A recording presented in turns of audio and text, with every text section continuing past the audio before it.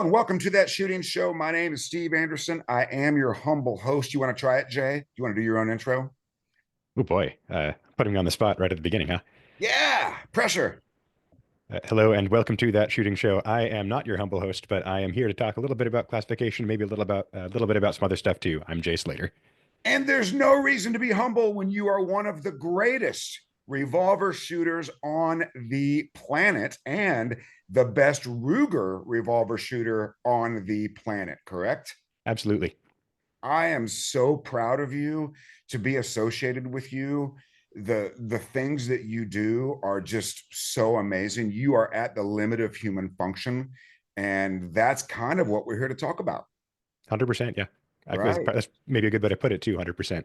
Right. 100%. Like you're right. That's why we're here. So tell us, what is your official role now in the USPSA classifier system? So I am a member of the classification committee. So basically our mandate is to take a look at the system as it stands, figure out ways to make it better, more reflective of competitor skill in the way that you see it matches, and to provide ways for future people, either on the committee or at USPSA as a whole, to generate that like high hit factors that make sense mathematically. Okay. And what do you and or the board, and let's distinguish your opinion from the board's opinion so nobody gets, you know, feelings hurt or whatever. Yep. But what do you think is wrong with the system? So I think there's actually very little wrong with it. The way it works right now, you throw out scores that are below your classification. Um, if you shoot it twice, you get the better of the two, and so on. So the end result is what it's measuring is more your peak performance than your average performance. And if you think about it, so if you assume everyone's scale is kind of on a bell curve, right? And if you assume those bell curves are about the same width for each person, like their performances versus their skill, say, like everyone has roughly the same proportion of really good days versus average days. So if you're measuring everyone's really good days, you're gonna get more or less the same thing as if you measure their average, with a little bit of a little bit of variation based on who hooks up more often, I guess. Okay, Yeah, well, so at the end, let's talk about the mental aspect of shooting classifiers. 100%. Yeah, I have a lot to say about that. I have a ton to say about that. And okay, so you think it's pretty good.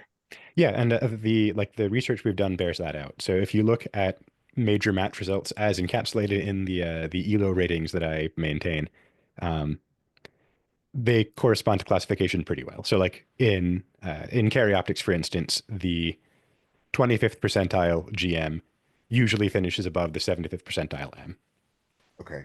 Yeah, And and so it's this is an example of you as one of the smartest human beings I have ever met. Like you are absolutely the right guy to be in charge of this because you're so smart.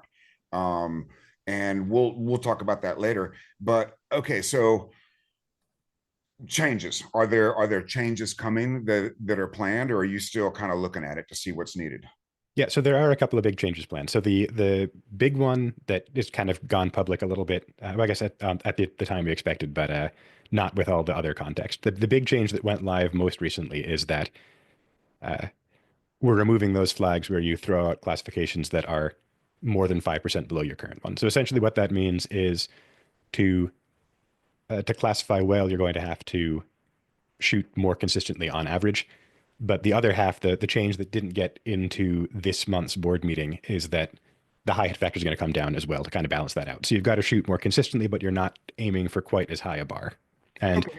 yeah, the way the math works out is we expect there will be about the same number of GMs. It'll just kind of change who gets in and who doesn't slightly based on consistency versus that very top end performance. That's interesting. Okay. Yeah. So let's talk about uh, classification versus major match performance. What does that balance look like to you, and what should it be? Yeah.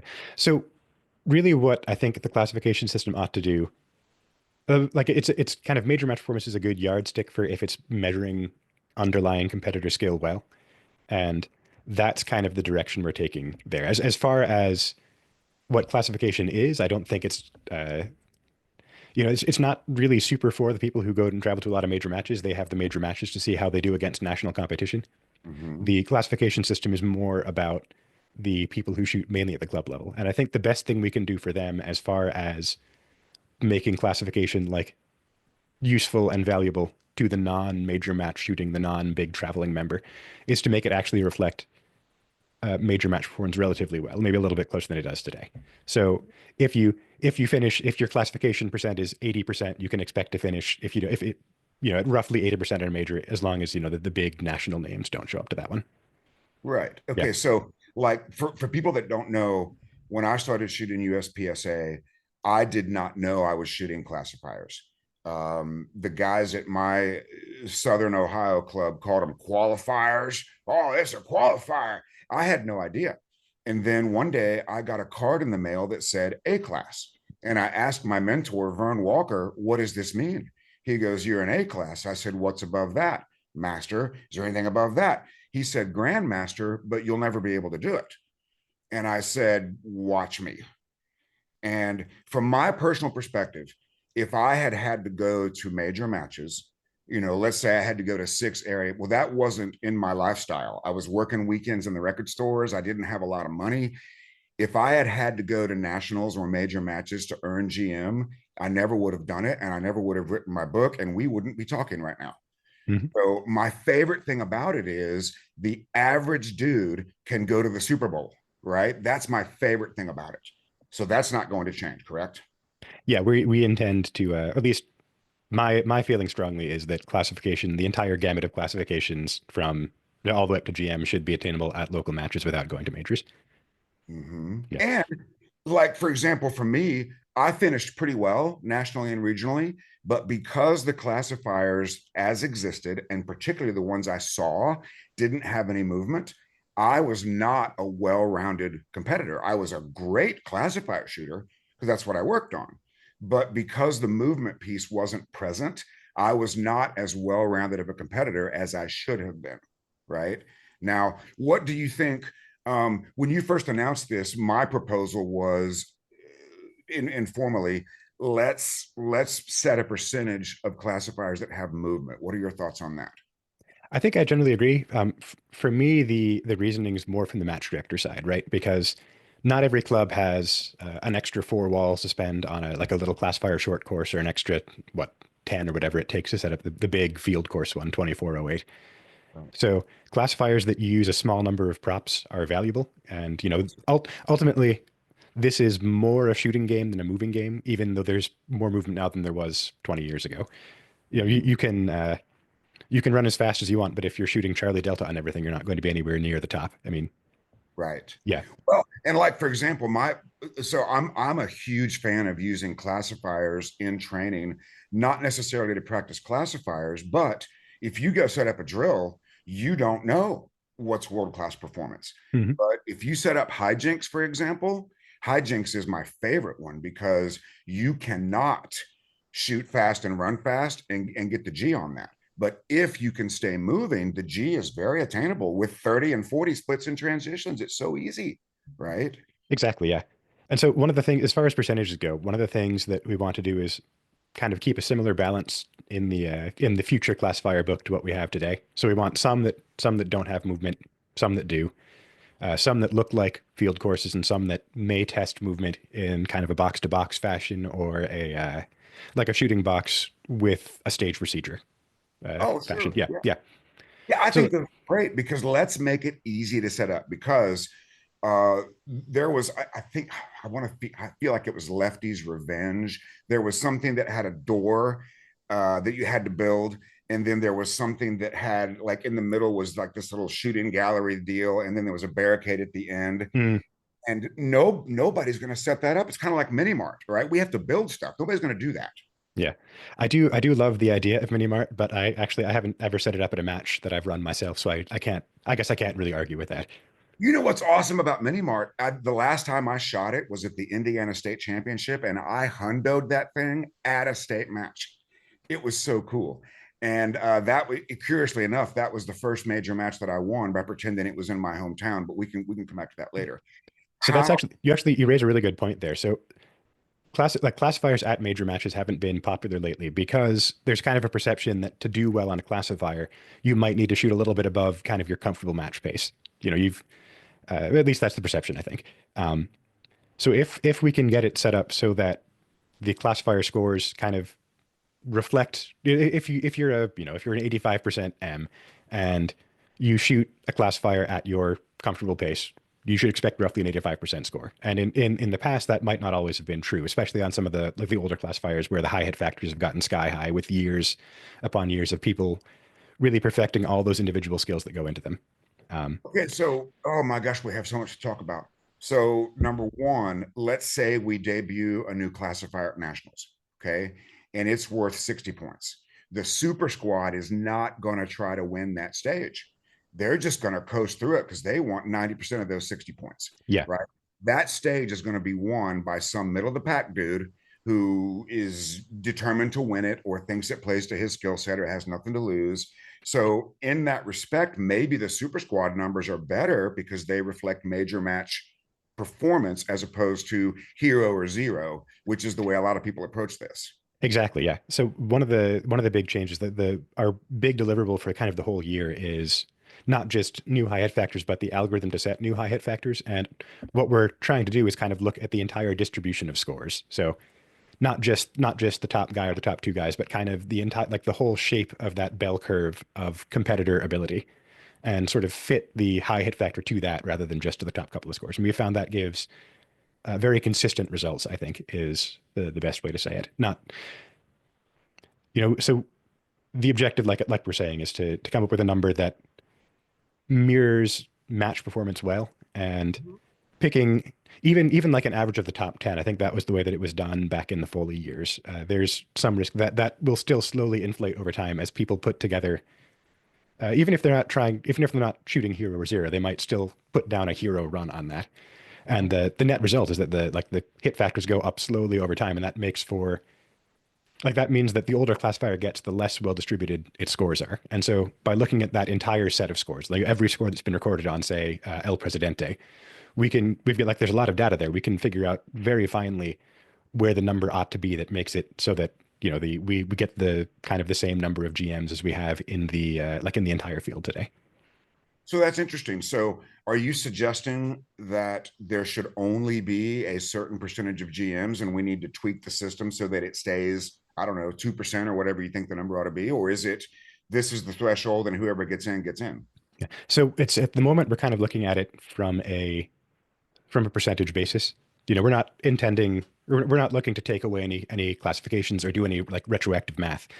But going forward, like carry optics right now, I think is fairly well calibrated. There are about 1.5 or 1 to 1.5% of carry optic shooters nationwide are grandmasters. And I think if you get too much fewer than that, it starts to feel like open, where you have people at the very highest levels of the sport, finishing in the top 10 at nationals with the M next to the name because people, well, people like you back in the day, you worked so hard to get those high hit factors up, and now people who spend less time on the classification practice they can finish very well at matches and still not quite make it over the hump to grandmaster. Right. Yeah. Now, is the purpose of the classification system to maintain the prize table, right? So that we have C class shooters? Because that's something that's always confounded me. Like, oh, I want to stay in B class so I can go to the prize table first. Okay, so you get a nice range bag. Is that really why you're in this? But is it designed to, I don't know, identify level of participation and award awards fairly, or is it designed to see who's the best? Like, what's the purpose of it? Do you think? So I look at it kind of vaguely like a belt system in martial arts, Okay. personally. Yeah. So, if you get to B class, you kind of be assumed to have a certain like a certain baseline level of fundamental skill, right? You've put in the reps to be this good at pulling triggers and this good at transitions and so forth. Um, the fact that we can use that as kind of a very rough guide to a prize table is maybe a side benefit, but I don't think it's like a core purpose. Okay. And then do you see a need to try to prevent or discourage, let's call it sandbagging and grand bagging? Like, is there something on your mind to reduce or eliminate those tendencies? So as far as grand backing goes, I don't necessarily see that as a very big problem. Mhm. I know some people do, but to my end, you're not really hurting anybody except maybe yourself. I mean, I've Right. heard some people say, "Oh, well, it's there's economic incentive. If you want to start a trading company, you got to be a GM." And I'm like, well, I don't know if that's totally true. And I also don't know if it's strictly speaking our problem, like from the mathematical side at least. That's not something that I think is really within the classifier committee's ambit.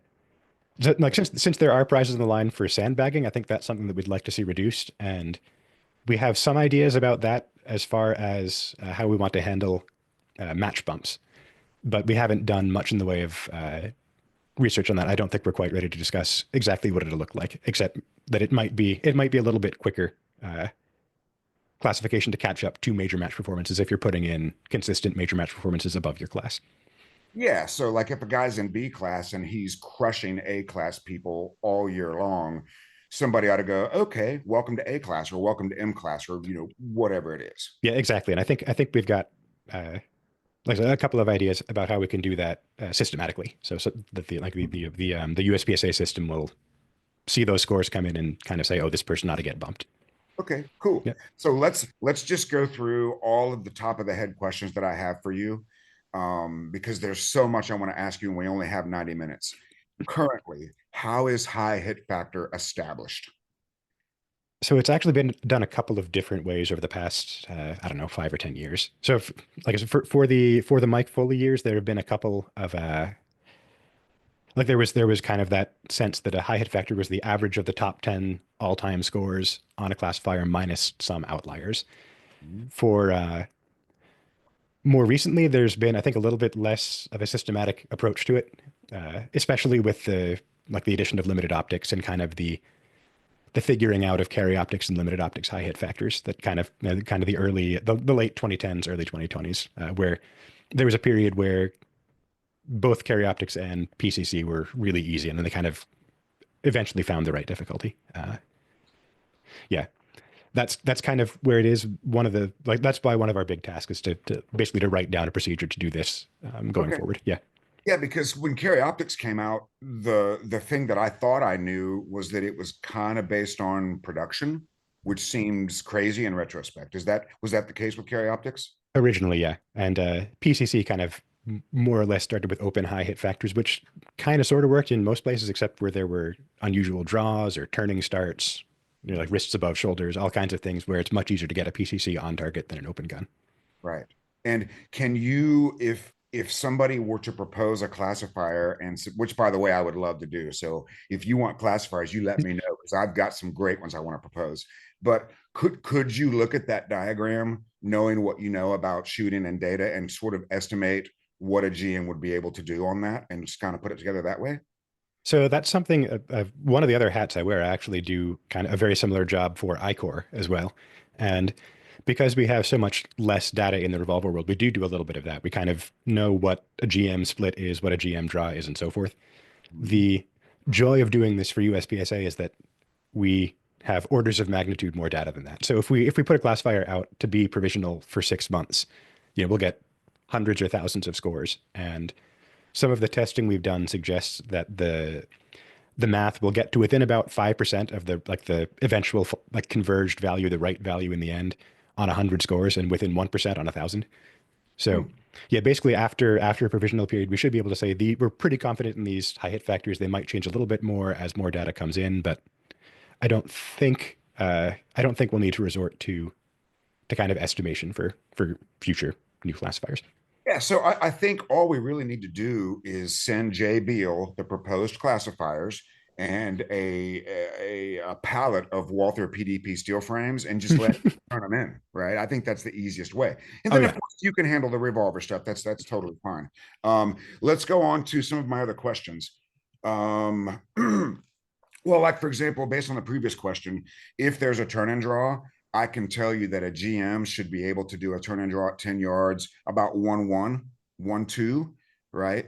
Um, Even though I can do a turn and draw in point 0.8, I don't think that's reasonable because I studied that very specifically Mhm. as like a super challenge. What do you think about people who say classifiers are shot out? That really irritates me, but I'm curious about your take. So there is, I think, some degree of that. Again, just because we spent such a long time with classification system that encouraged people to shoot above their normal pace. I'm not going to say that's a good idea. I'm just Mhm. saying that's the direction a lot of people took. And that does lead, I think, to a higher proportion of what I would call, hero runs, stuff that's, three standard deviations above what somebody would shoot on a normal day. They just happen to get all the alphas just inside the lines, or they nail the turn and draw just so and get that sub-second first shot on it. Um, and so like those aren't like I'm not saying those are bad runs or like bad for the system, but I do think that too many of those tends to lead to an inflation in classifier scores that will make it more difficult to class up unless you're spending a lot of time working on classifier specific things. And yeah, Yeah, there's nothing wrong with that either. It's just that one of the things like one of our big goals is to make classification feel more like a normal stage. sure. Absolutely. Oh, and by the way, my number one suggestion would be, and this is not feasible, but I think it would be best if the classifier was not known as a classifier, meaning here's this stage, right? Oh, and by the way, it's a classifier, but there's no way to keep that secret, you Yeah. know? But that would be ideal. You go to a local match, 6 stages, there are two that could be classifiers. One of them is for score and one of them is not. Mm. That would be a much more realistic performance because the first time I interviewed Christian Seiler, he told me at that time when he was coming up, he didn't think he could get a GM run on a classifier because he wasn't studying those things. That wasn't important Yeah. to him because that's not what the sport looks like to him, right? Actually, it's funny if you look at his classification page on USPSA, I think all of his scores are actually either major matches or like new classifiers at nationals. Yeah, Yeah. right. And I think that's good because if Christian Seiler is the top shooter in the U.S., that's a pretty good measuring stick. I mean, Hmm. that's pretty good. So on the subject of shot out, the way I see it, when people complain about that, what I hear is the limit of human function has risen over 20 years, and I don't want to meet the new limit of human function. So I don't really buy into this shot out business unless in which and that's kind of another question. Like if somebody can pay for 6 classifier reshoots and then just get the one he wants, you know, that's kind of weird. Is there an official USPSA policy on classifier reshoots? So there is actually that's one of the things A that changed and B that I think was not super well known in the past. So at the moment you're allowed one reshoot in the same division on the same day. So if you if you happen to plug the no shoot and you wanted to, pony up your $5 or whatever the match director charges, you could go in and run that again and get the better of the two. And going forward, what that's going to be is instead the average of the two. So you can you can redeem a bad run somewhat, but you can't replace it altogether. Yeah, Yeah. that's really great. Yeah, that's really smart, and that will prevent if we want to call that in general grand bagging, that will reduce the amount of grand bagging that goes on because he only gets the average. He doesn't get the hero run, so that's good. Yep. What do you think about classifiers that? And I know we talked about this briefly, but is there anything happening regarding a percentage that requires movement, or is that just too complicated for match directors? I think as far as what we impose on match directors, I don't know that we can actually say that. I don't think there's a good way to like a good enforcement mechanism really would be the issue there.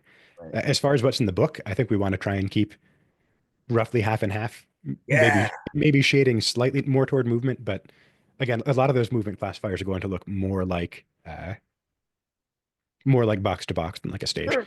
Yeah. That's totally fine. That's totally fine. I mean, that's the upside of boxes. Everybody's been to local matches where the match director is lazy or doesn't have props, and you got all these box stages. But for movement classifiers, it's such an easy way, right? And you also rule out stage planning if it's box to box. There's no gaming the start position or anything like that. So it's truly apples to apples where people shoot it. Yeah.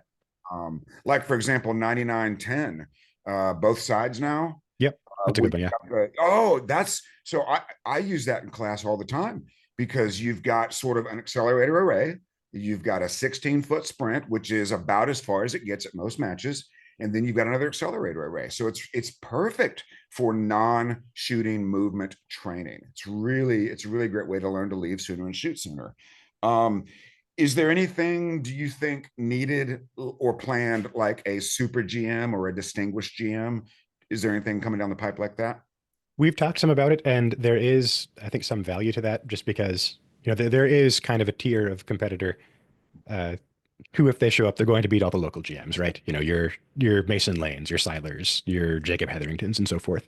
Uh, we're not totally sure what that would look like, and we're not sure if that's going to be part of the current classifier system or something we build off of match performance down the road. But that is something that's at least on our minds. And so what's interesting about that is, yes, it's sort of a badge and all. It's for sure a badge of honor for the recipient, but it would also keep your Mason Lanes out of the prize table, perhaps, and let the so-called mortals go get their range bag if that's what they want. Yeah, Is that the idea? I think there's something to that. I'm not sure. I think I don't know. People like the plaques and the prize table stuff, I guess, and making it possible to win Grandmaster if somebody who's been a national champion rolls up to the match. I think there's maybe still some value to that too. Yeah, that's really cool. Let me look at my questions here. Let's see. When I was on the quest for GM, what I really found awesome was the fact that everybody said that it couldn't be done. And because I was the first grandmaster in Ohio, I beat Bob Vogel to first grandmaster in Ohio. I'm very, very proud of that. Again, I want to make sure that it stays difficult but attainable. Right, yeah. So And our intention is that it should be about as hard as it is now. Like we, yeah, we don't want it to get much easier. We don't want it to get much harder. And we're going like as data comes in, once the new high hit factors we proposed go into effect, which I think that's all coming at the March board meeting.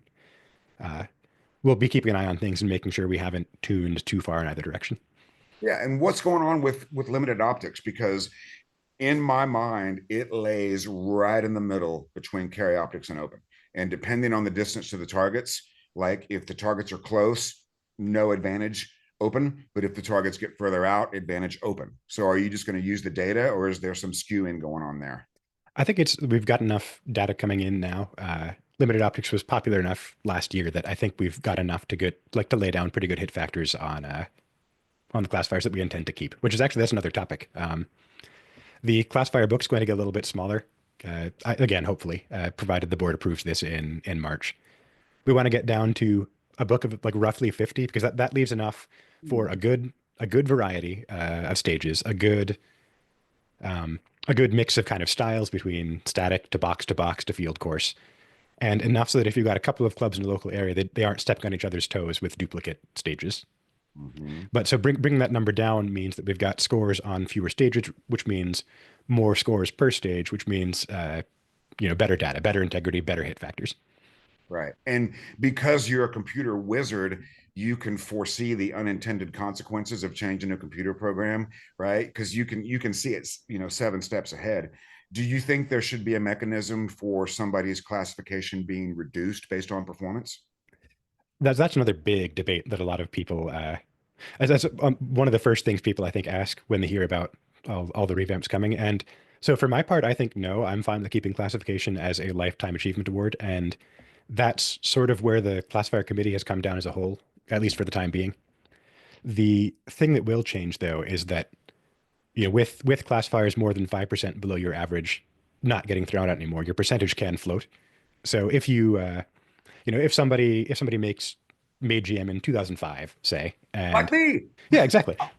Well, and like you don't shoot matches or like very much or practice at like the GM maintenance level as much as you used to, right? So if Well, now in the last 10 days, that has changed oh because yeah, I'm going to be a Steel Challenge Grandmaster in Carry Optics in 1 year or less. That oh is there you go. All right, so yeah, because you're a bad example then, but it's like somebody else then.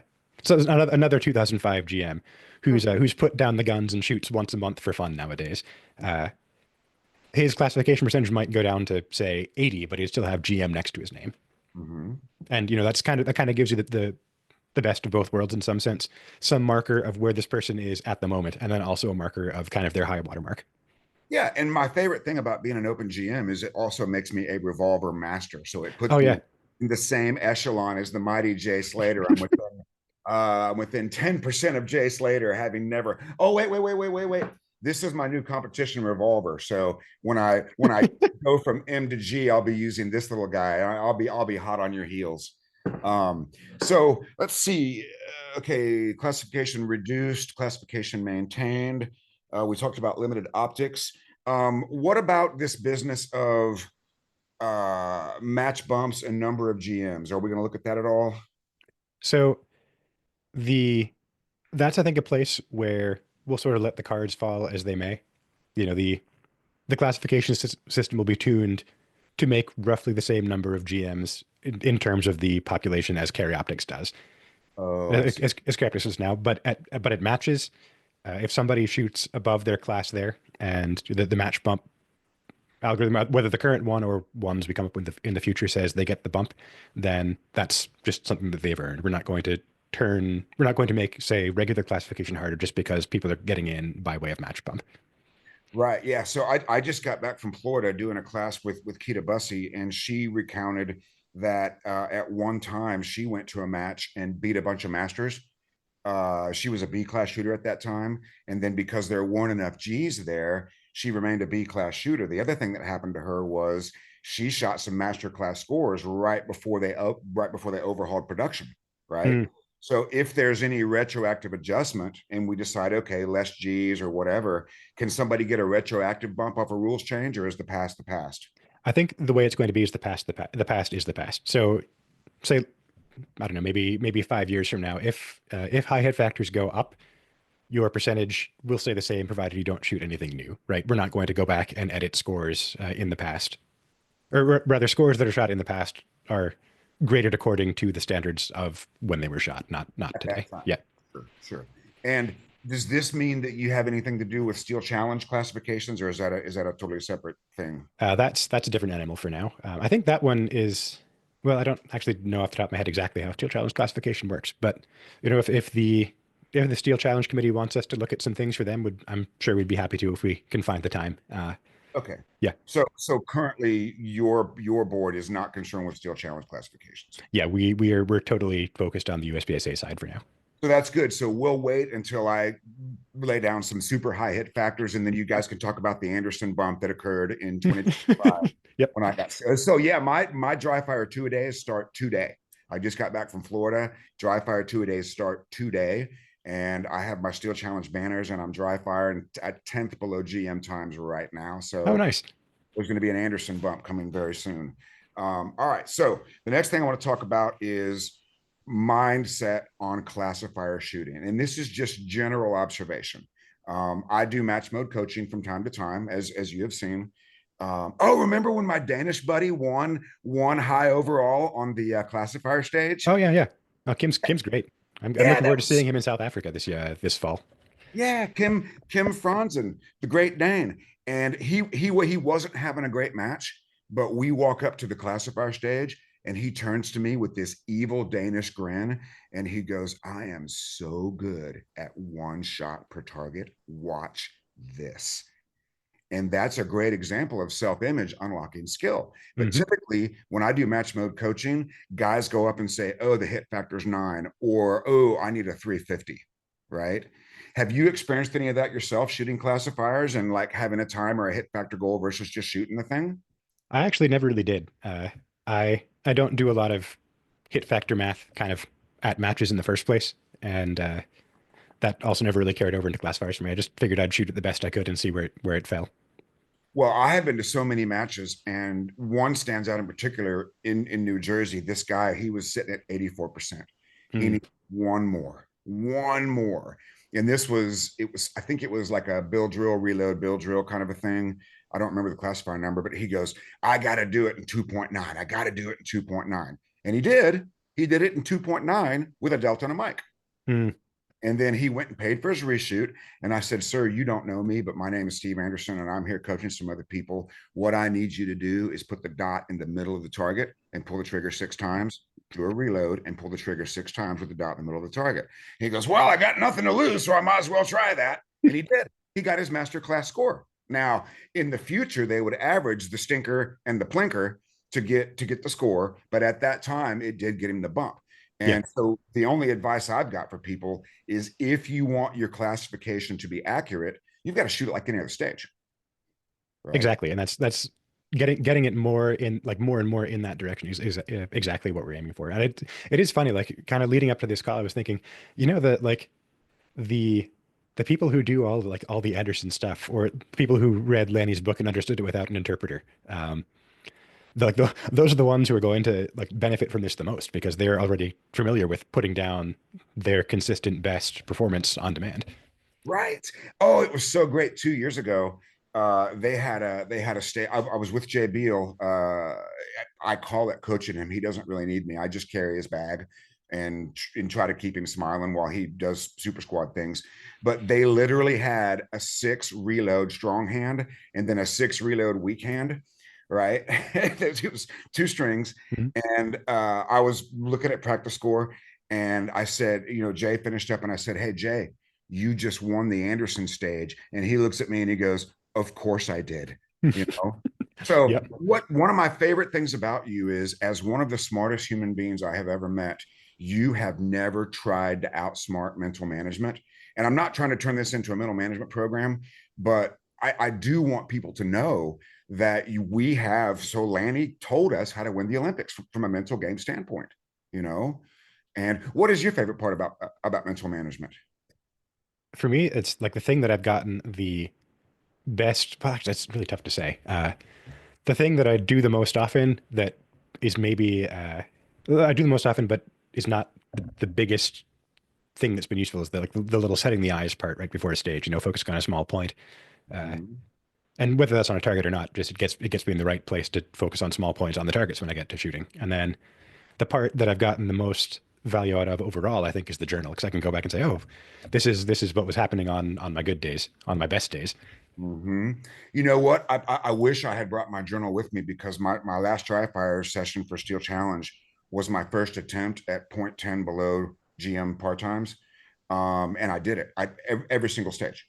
And I wrote in my journal, today I dry fired every single stage 0.10 below GM part times. I can do this.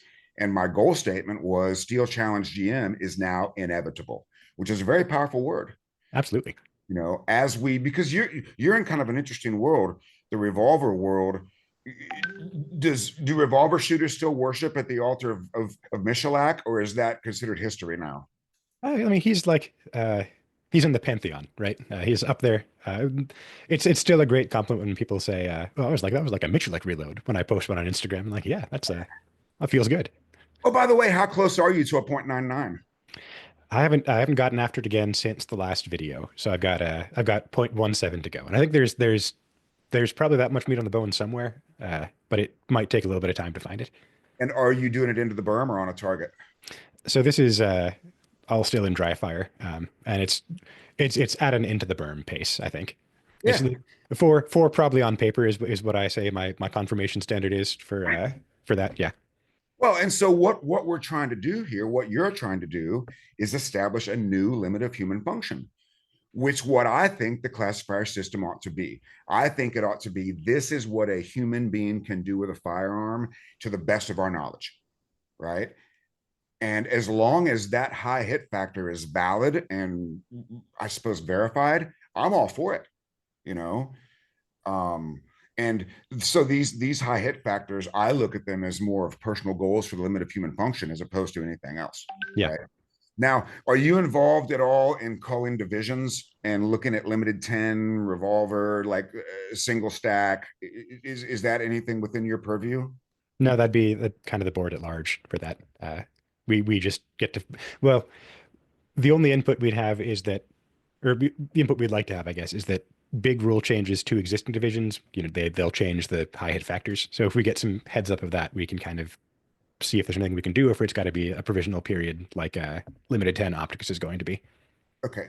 And tell me a little bit about your program that you're doing. You're doing this data analysis thing for the shooting world. Talk about that a little bit, if you would. Yeah, so that's a bit of a side project related to the classifier committee. We used the data I made there to sort of match up the classifier skill curves to major match skill curves. And so the program's called Shooting Sports Analyst. You can find that on Patreon at Shooting Sports Analyst. And basically, what it does is it implements a couple of different ways to take in a list of match results and condense them down into a list of ratings. And that's been a popular thing of mine on Instagram over the past couple of years. People like seeing the number. People like seeing their number go up. I always tell people, sorry, prove the math wrong. I love seeing it when somebody does better than what the numbers say they should, because that means they put in the work to get better. Yeah, Yeah. absolutely. And consistency is kind of what that measures, right? Hmm. Yeah, And absolutely. and for anybody who's listening, consistency at shooting matches is really quite simple. Like if you look at consistency in people's lives, right? Somebody who's in good shape does the same thing every day, and that creates a consistency of physical fitness. What causes people to be inconsistent at matches is inconsistent thinking. And what's crazy about that is everybody listening to this program, well, most of them, they know so much about screwing up, but they know very little about what's going on when they get it right. And you're measuring what happens all the time, right? To get their Oh yeah. rating. Yeah, for so the ELO rating, there's a little tiny bit of softening. So if you bomb if you well if you're at the top of the rating chart and you bomb one stage in 30 or so, that one stage that impact the impact of that one stage gets reduced a fair bit, but that's only because it's like a kind of a factor of how the math works. A like a you know a 60% bomb for somebody who's expected to win a stage, um, that takes a lot more away from them than say winning a stage by 5%. Hmm. Yeah. So it's there's a little patch there to make it work a little bit better, but it is still ultimately about consistency. And people who finish consistently better end up the people with a like a better consistent level will end up above people who spike higher and lower, even if they're even those people spike higher than that consistent person over time. Interesting. Yeah, And that causes me to wonder, is there a state or jurisdiction in which betting on USPSA is legal? And does that ever happen? Do you know? I don't. I do. So I added a little like fantasy scoring calculator to the app recently, and I thought that'd be a fun side project, like sometime building a fantasy USPSA website. And I wonder if I could Oh, make some. that would be so much fun. Oh, and that reminds me, when I was coming up towards GM, there was not a classification calculator. And the only thing we could do, and this was actually kind of fun, the only thing we could do is if we knew a classifier that a friend had shot and we knew how it scored, we would actually use, wait for it. Steve Anderson did algebra. I know that's hard to comprehend, but we would do, and that's the only use I've ever found for algebra as an adult. And I'm so glad I suffered through the class, but we could compute the high hit factor based on that. Right. Yeah.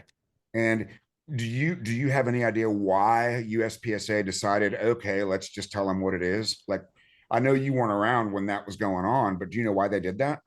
I honestly have no idea. That'd be a good question for some of the history buffs of the sport. I know there are people who not only have been around a long time, but have been like remembering things and writing them down too. And those would be the ones I'd want to ask about that for sure. And I would just guess because before it was on USPSA's app and website, somebody had a website called USPSA Classifier Calculator, and they probably, I'm just guessing, said, "Well, if it's out there, we might as well have it on our site." We all could think of. But what was cool about that was we didn't know, like El Pres, for example. I think the last time I checked, open was 4.25 all alphas. But we didn't know what a GM standard was. And as a result, I didn't stop with the par times, Yeah. right? I just kept dropping them and dropping them and dropping them. And to this day, I can dry fire El Pres in 3 seconds flat with an open gun. Um, Now, maybe before I die, I will get my 299 El Pres with hits on paper. That's my standard for that. Hmm. You know, I just have to decide how much of my life I want to devote to that. So let's go ahead and wrap this up. Simple yes or no. Do you believe the USPSA system, classifier system, is broken? Yes or no? No. Okay. And for somebody who's on the edge of their seat, waiting to see what happens next, what's the next move for your committee? So the thing coming in March is going to be our recommendation for the shrinking of the classifier book to get down to that roughly 50 stages, and the high hit factors that we think will more closely mirror what what the average person does on like on a match performance run of that stage. So Okay, that's coming in. so that means we can anticipate high head factors coming down. Yes, I think some of them, some of the 99s by a fairly substantial margin, some of them by a little bit.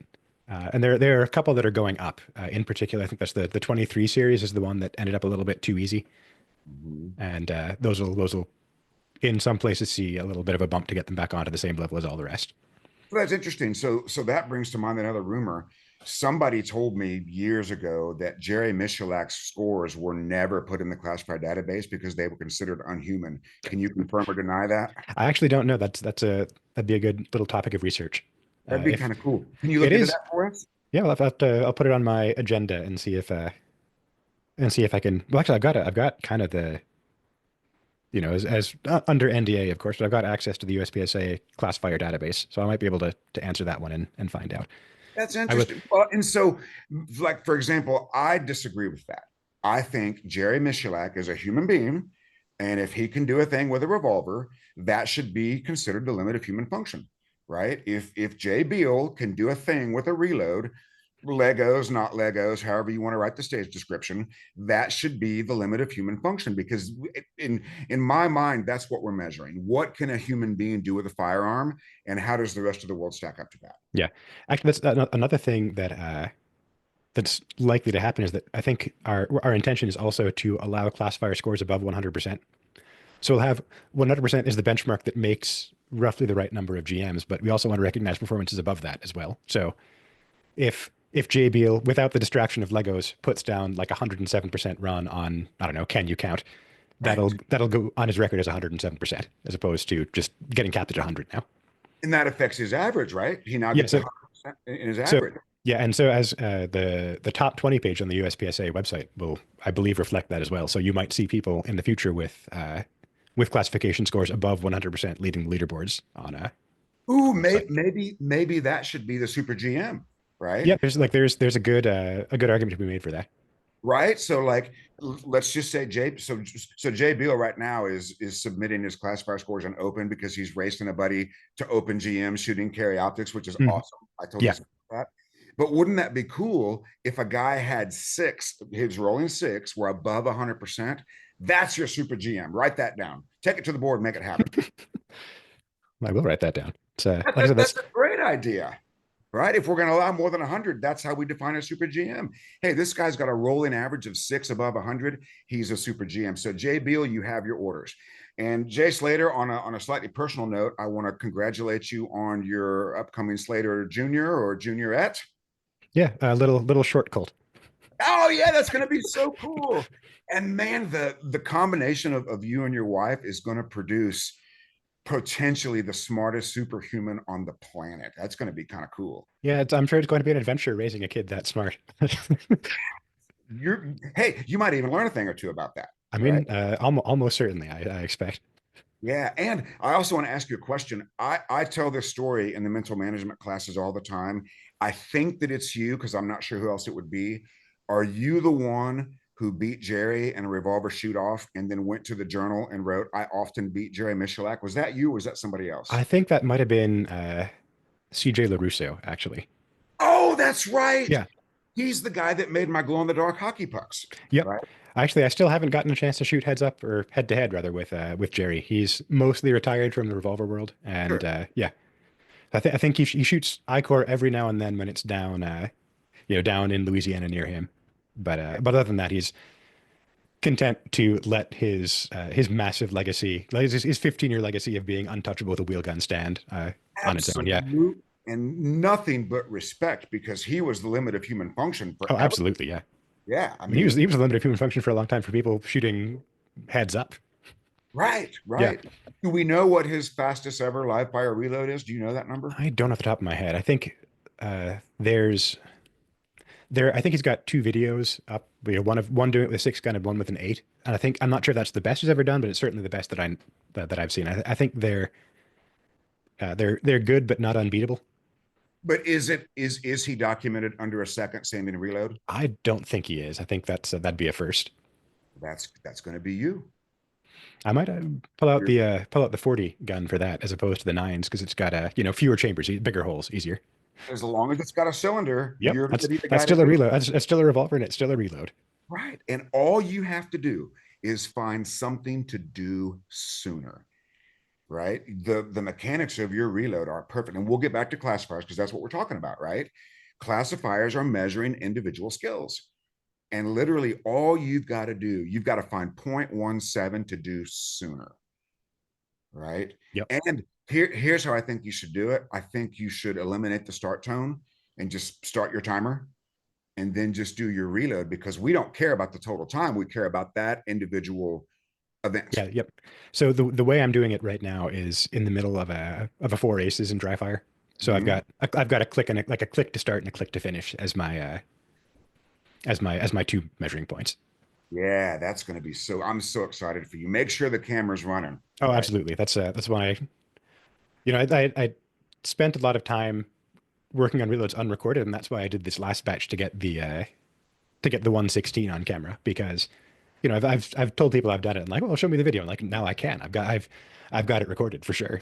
Yeah, and coming back to the classification system, what we're doing is we're measuring fundamental skills, right? Absolutely, yeah. This is what we think a world-class draw is. This is what we think a world-class reload. Oh, that would be so much fun. How great would it be to do like a top 10, right? So, like, For for example, in the classification system, this is the fastest first shot ever recorded. Bam. hmm, This is the best reload we have ever seen in single stack. This is the top. Oh, and you could even distinguish that somehow, right? You could give yeah. somebody a badge for the best reload of all time. How great So would that be? I don't know if we actually have splits right now in the USPSA database. I know it's Oh, in that's a practice. great point. You Yeah. need the amg-lab.com Commanderson Yep. time. Yep. So Right. I know it's that data is in practice score, and we've done a fair bit of research. Like the people who run hitfactor.info, they get most of their data via practice scores. They might actually have splits we could do that with. Wouldn't it be cool at nationals to give out awards, right, for information we have, runs we have data for? The best draw of the year on Can You Count goes to Steve Anderson. Sorry, it would probably be Jay Beal. Goes to Jay Beal once again, right? Yeah, like I Leave think him up there. there's something to that for sure. Again, a little bit of recognition for people who might not even be at the match, right? People who just laid down the good score at home and decided Right, or couldn't make it to nationals. right. Because once again, the average Joe can go to the Super Bowl with the classification system. Exactly. Yeah.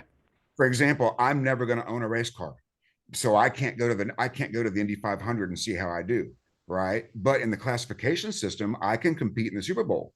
And wouldn't it be awesome to award high hit factor awards every time a new one is established to recognize that person? That'd be so cool. Yeah. I think, again, like with the new thing, there's not going to be like a single score that is the classifier's high hit fact, but we will be tracking, who's got the fastest runs. Like that's something that's data that we have. Although you do run into the issue there of there like a point beyond which you start to wonder if it was, like did somebody get the digits in the time backwards or Sure, I understand yeah. all that. Right. But really, the ultimate goal of the classification system is to get people dry firing. That's really the goal. Hmm. Because if you want to improve your classification system, there's no better way than dry fire, because you can work on all these fundamentals without firing a single shot. Right. Yeah. And I think classification is what hooked me first. That was the part I found the most compelling about my first couple of locals, kind of watching the numbers slowly creep up. Mm-hmm. So maybe you were just like me. Were you motivated to be the best in the world, or did you just want to make A class? So it's actually a really funny story. I started in about 2017 with a buddy of mine who eventually moved away, and we never finished the challenge. But the question was, can I make it to C class in everything before you make it to B and open? And yeah, it's like it was a little very early career Jay racing on a very different scale than he does now. But yeah, that was like the classification system was kind of the game we played, even above and beyond the matches we were shooting together. So Yeah, so that's just like Jay Beal racing his buddy Zach to open GM, but in carry optics, yep. So cool. And that's also a phenomenal way. So let's say somebody like Jay Beal is dominating local matches, right? So he can just sign up and open. Of course, I guess you could sign up with anything. So does that mean I could take my Van Halen High Point 45 and sign up and open? It'd be pretty Oh yeah, sweet. Yeah. I actually shot Smoke and Hope with this one time, and it was really. awesome. Oh, it was so great. Uh, Please don't tell Walther, but this shoots better than you think it does, the High Point 45, right? If So, you um, Papa what's it called? Pop a mount on that, you got a perfect limited 10 optics gun there. right. Oh, wouldn't it be something? So I could go to limited 10 as a master with my high. Well, don't tell Walther I'd actually have to use this, even though Mm, it's highly superior. And this is just a palate cleanser for the High Point 45 as of well. course, yeah, yeah. Okay, so we're going to look at high hit factors. And this 50% movement thing, is that an official proposal or is that just kind of unofficial? The 50%. The Oh, 50% oh yeah, movement? that's so we've got a short list internally of what we like, and that's just sort of the number that has shaken out of it. You know, the classifiers that in the classifiers whose past data is good and which are easy to set up or are good little stages or somewhere in between. The either stages that we like, excuse me, the stages we like as a committee that are also well calibrated. That's roughly the ones the set that we're looking to recommend, and those are the ones that happen just sort of by chance to be roughly 50-50. And for my part, I'm going to advocate to try and keep it at roughly that balance. I don't want too much movement. I don't want too much prop heavy, but I also don't want I don't want a book full of super simple stuff either. So Right. that's a really interesting historical point. So from 1996 to 1998 or so, there was like a huge influx of classifiers all at once. And I found an archive of these online, and some of them they're like actually they're bangers. They're they're great like little stages. There's one it's a box on the left of the stage, a box on the right, and then like an 8 foot by 4 foot shooting area in the middle. I saw that one. Yeah. Yeah. Yeah. So on the left, you've got three targets. On the right, you've got three targets. In the middle, you've got like two big poppers and two open targets to move through in that box. Like that's, you can just like write that down and send it now. That's perfect. It's hard to go, like, you can't get much better than that as far as a classifier that tests your, you know, your entry and exit. And then also you're shooting on the move through the middle of the stage. Right. And when you say the word banger, it causes me to picture you dressed like Kid Rock, smoking a cheap cigar with a fur coat on, leaning up against a Cadillac. And Jay Slater says, "Ooh, this is a banger," right? AI could draw that for us right Oh, now. I believe it. Yeah. Wouldn't that be awesome? And then so we talked about movement a little bit. Oh, what about strong hand, weak hand? Is there any vibe about a percentage of strong hand, weak hand, or what are your thoughts on that? I don't know about a percentage, but we definitely want to keep it in the book in some cases. So one of the things that we looked at when we were coming up with classifiers we wanted to recommend keeping is like the risk factor. So you'll still see partials, you'll still see distance, and you'll still see one-handed shooting, but you won't see them all put together quite so often. Oh, okay. Yeah. So like what that does, when they're all when you have, you know, like a 20-yard strong hand partial, that all the guys at the top can do that, but everybody down below it starts to get a little bit more luck based, right? If you're Charlie C class and you see that 20-yard strong hand only tuxedo, say, the like the risk factor goes up, especially on a Virginia count stage, right? Because Sure. you might have seen your mistake, but you can't fix it then without penalty. Right. Um, so we're aiming to reduce that a little bit, which makes the curves smoother, and also, you know, it feels better as a competitor. You know, oh, it's an alpha delta. It's not great, but at least it's not an alpha Mike kind of thing. And Right. like the alpha delta still penalizes you plenty as far as making the classifier system line up correctly with the competitor skill curve. So Mhm. yeah, those challenges aren't going away, but you'll kind of see them tested more in isolation than altogether, I think, is what we'd like to do going forward. Okay. So that makes me think of something. I think that the classification system should represent, like, for example, can you count? Hmm. That's probably going to be the fastest first shot in the sport, right? Yeah. And then we should also take a look at what do we want the hardest thing in the sport to be. So, like, if it's a 45-yard headshot, then that needs to be a classifier. So we know what the limit of human function is for a 45-yard headshot. So that means if a competitor gets the new reduced down to 50 classifier book, he could say, okay, these are the requirements of the sport, right? Yeah. Because for me, coming into it, I thought the requirements of the sport were stand still and shoot fast and reload fast, which made me a GM very quickly. However, it did not prepare me for actual competition at the national level. I still did very well. But if that book had existed of the 50 as you're proposing, I could literally get that book and go, okay, this is USPSA. This is what it measures. I think that's going to be really cool. Yeah. I think there may be a few edge cases where, say, at like a nationals, you might be asked to make a harder shot than appears in the classifier book. But I think the number of those is going to be relatively small. Like, you know, I know the 2023 nationals had a stage full of, you know, like 28-yard poppers or 28-yard mini poppers rather. And the I mean, not a lot of places have a well, the bay availability for like a 28-yard mini popper stage might not be as universal as it is at places that can host a nationals. So you'll still see hard shots, but you might not see the very, very hardest shots, at least, I guess is that's Yeah, correct. and Yeah. people that complain about hard shots need to practice more. Oh yeah. Um, No, I one of my was big dry fire things is so I know you don't like 1/6 scale targets, but if you're trying to practice 40-yard mini poppers in a basement, they're great. so that's hang on. I just want to clarify that I'm not opposed to reduced size targets. What I am opposed to is people trying to get faster on reduced size targets. Yeah. That's what I'm opposed to. So, like for your match mode dry fire, I'm all for it. You can use whatever target you want to. But every time I do a dry fire tune up and the guy says I'm stuck at a 1-2 draw, he shows me his basement and I see the little playing card target and he's 10 feet away from it. I'm Hmm. like, this is insanity. And then I'm like, show me your refrigerator. What? Yeah, we're going to do draws on your refrigerator because until you can get the gun out of the holster in under a second, trying to do it on a playing card is ridiculous. Yeah. Well, like if you're looking at a you know a 1/6 scale target at 10 feet, that's a 1/6. That's a full size target at 20 yards. And if you do that in like a 1-2 or like a 1-1 or a 1-2, you should be happy with that. That's a great draw on a 20-yard open target. Right. And because you're so smart, maybe you can tell me, like my steel challenge banners are calibrated for the distance and we stand the right distance away. Why does it not look the same, even though the math works out? What's going on there? So I think it's for steel challenge, it's probably depth. You know, you've got it's calibrated like the right distance, but depending on how tall you are, like there's parallax between the targets. So if you're tall, kind of the further away ones would appear a little bit lower down, and if you're short, they'd appear higher up. Hmm, Yeah. interesting. Okay, well, I think we're just about done here. Let me just look at my notes and make sure I asked all the right questions. Let's see. Oh, and I just want to add, uh, because when I first started going to matches and I saw grown men weep at the thought of shooting a gun one-handed, that just told me I know those were the first stages that I won, Oh right? yeah.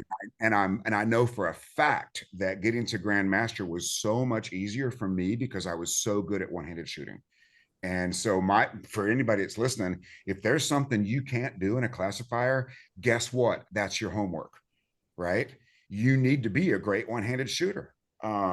Sorry, I got a little sidetracked. Oh, and the other thing I want to tell people, and maybe you have a comment, people want to go to classifier matches and they want to class up. And so they inevitably overtry and Hmm. they inevitably crash. And what I want to tell people is you will get the classification you want when you can do those things on a regular basis, right? And anybody that wants to make master class, it's very simple. Dry fire at GM levels. And that's the great thing about the classification calculator. We know what a GML pres is. We know Hmm. that. And all you have to do is dry fire at 20% faster, and you are golden for that. If that's your normal level of skill, and if you can do it on demand, which of course brings us back to mental management. The only thing I want to say is if you're struggling with consistency, go to andersonshooting.com, upcoming classes, and find an online mental management seminar. We do at least one a month, right? And Jay, I know you'll endorse that, right? Oh, absolutely, 100%. It's the some of the highest value money I've spent on shooting training in my career. Well, yeah. So just think about it, right? I mean, is your wife home right now? Could she No, hear you? Oh, she cannot. good. Then would you please estimate your annual shooting budget? I think I spent like $12,000 last year. Oh my God, 12,000. And because you're such a math whiz, what percentage is $300 of 12,000? Oh boy. Quickly. Do do do do do 12, do do do do do do like a do. quarter of percent, I think. About a quarter of percent, I'm pretty sure. And what's that decimal place? 0.025? I think it's a point, just like 0.25. I'm pretty, is it 0.25? Yeah, it'd be 0.25. 0.25. Okay, so 1/4 of 1% of your budget, right? Yes. So, and what percentage of shooting is mental? Oop, I think I'm off by a decimal place, a point, but whatever. I thought that might be the Yeah, case, but I would never correct Jay Slater on yeah, math. So what percentage of shooting is mental? of lots. Pick a number. So for me, revolver is a very technical corner of the sport because all the trigger pull stuff and iron sights are challenging, 80 or 90%, Hmm. So you spent 0.025 of your budget on 90% of the sport. What a bargain. or possibly 2.5%, but somewhere in there, yeah. And it was indeed a bargain as far as what I got out of it. As far as being a more consistent me, basically. Yeah, yeah. And like enjoying the consistency. And you are so smart that you did everything. Were you ever tempted to try to outsmart the journal or the directive affirmation? Not really. I think the directive affirmation is a part that I am still growing in consistency on. The journal is, I mean, so a little story time. At the beginning of day two of last year's nationals, I shot a squib out of my gun. Right, so Mm. I spent the rest of the day, with shots going a little bit wide because there's a ring bulge like an inch from the muzzle, and Oh, wow. yeah, so I finished the day like with a stage that I like didn't have a great performance on, and I kind of went back to the I went back to the hotel and I like spent some time drafting. I actually texted Steven. I said, go look at your journal. So I went back and looked at my IPSC Nationals journal entry from earlier in the year, which a match I won, and look, I'm just going to pick a small spot on the target. I'm going to let my sight settle. I'm going to pull the trigger straight back. And I'm going to call the shot. And I discovered that ring bulge when I was at the warm up bay in the morning. I switched my backup gun, and then suddenly I was right back on track. It would have been like it was like that third day is I think some of the best, most consistent shooting I've done, just because I had the journal to fall back on and the mental management stuff to make sure that was the mindset I took into that final day after like a challenging second day. Yeah. And all I'm asking people to do is to write a book about your best shooting and how to duplicate it. Exactly, yeah. And Right. it's Because such a great thing to have when you wonder about that, right? Like, what was I doing when this was going so well? And I've it's written down. It's like I write down my dry fire in there maybe like once or twice, like once every week or two, rather, as I learn new things, as I try new things. Every live fire practice goes in there, so I can say, oh, I remember I was shooting like a 40-yard mini popper in live fire. What was I doing that made that go so well then? Yeah, and I know that your point of focus has evolved a little bit. And for people that are watching, this is now just Jay and Steve catching up, and we're pretty much done talking about the classifier system, but we are talking about high level performance, which is you might want to hang around for. And that's interesting because we can tell who's really interested in shooting better because they're still here. The yeah. rest of them have gone on to something else. But your point of focus initially was visual, and is it now verbal? It's kind of I've discovered it sort of goes back and forth over the course of a season. Um, as I'm getting into the year again, it's the visual one, right? That's the thing I need to be most focused on to get the best stage performance out of it. Um, and then as I get deeper into the year, it turns more back into the verbal sort of call the shot thing because the that sight picture focus is so fully burned into my head from the stuff earlier in the year that I can kind of move a level up back to the slightly more mental aspect. Well, and irons are so interesting because seeing what you need to see is all that matters. Hmm. And I have found with iron sights, if I tell myself what I'm going to see, it doesn't work. Because if I tell myself, clear front side or whatever it is, and I'm drawn on a refrigerator, well, I don't need to count the serrations on my front sight. Yeah, And if all I need to do is see what I need to see, because every iron sight shooter knows what a good shot looks like and knows what a bad shot looks like, right? Your job is to shoot when that acceptable sight picture is present and not before or not after. yeah. So that early season point of focus for me is like a picture of a nice crisp, like an image in my head of a nice crisp sight picture. But Mhm. that isn't like exactly that's not necessarily what I'm looking to see on every target. It's just what primes me to see what I need to see the best at the beginning of the year. Yeah. Oh, that reminds me of another classifier question. There are some that I can think of where stage plan is a factor. What do you think about options in classifiers versus strict procedures? I generally think that fewer options are like a relatively well-known optimal way to shoot them is better, just because that brings it closer to a measurement of shooting fundamentals, which is ultimately what we're trying to test. Right. I don't think so. The thing about classifiers is that they're the same. So a stage planning classifier eventually just becomes an execution classifier anyway, as the best plan sort of percolates through the community. Yeah, And it that won't seemed take very long. Yeah, it seems like just kind of a waste of time to put a planning element into a classifier when it's not going to be a factor in 6 months or a year. that's a good point. Yeah. And can the average person submit a classification? Because I know Tim Herron submitted one, Yeah. which is a really cool one, by the way. His little THS short course one with the 4 foot walls.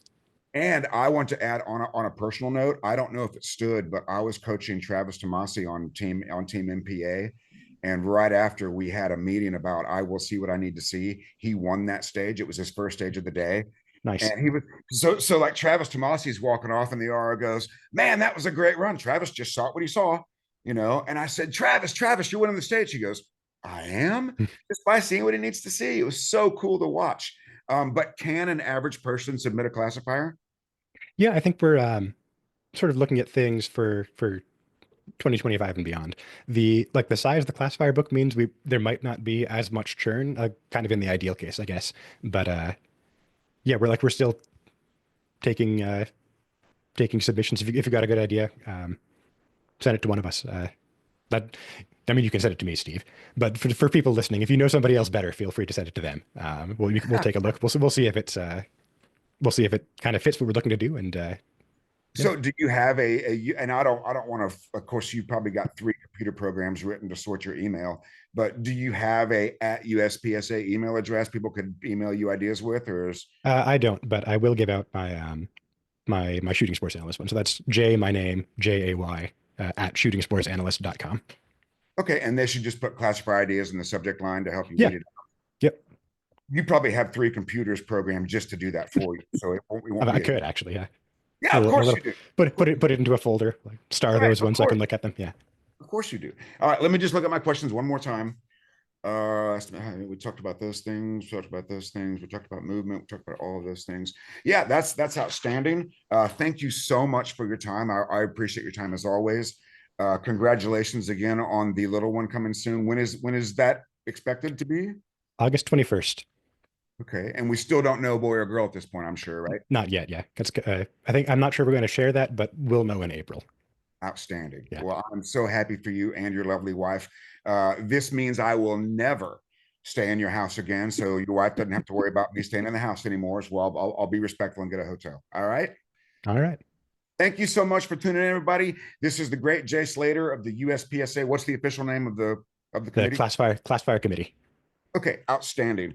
Thank you so much for your time, and we look forward to a new and improved classification system. We got to do the catchy catchphrase here while I stop the recording. Until we meet again on a classifier stage or in a board meeting or anywhere else, be like me and Jay. Do what we do. Say it with us. 1, 2, 3. Get to work. To work.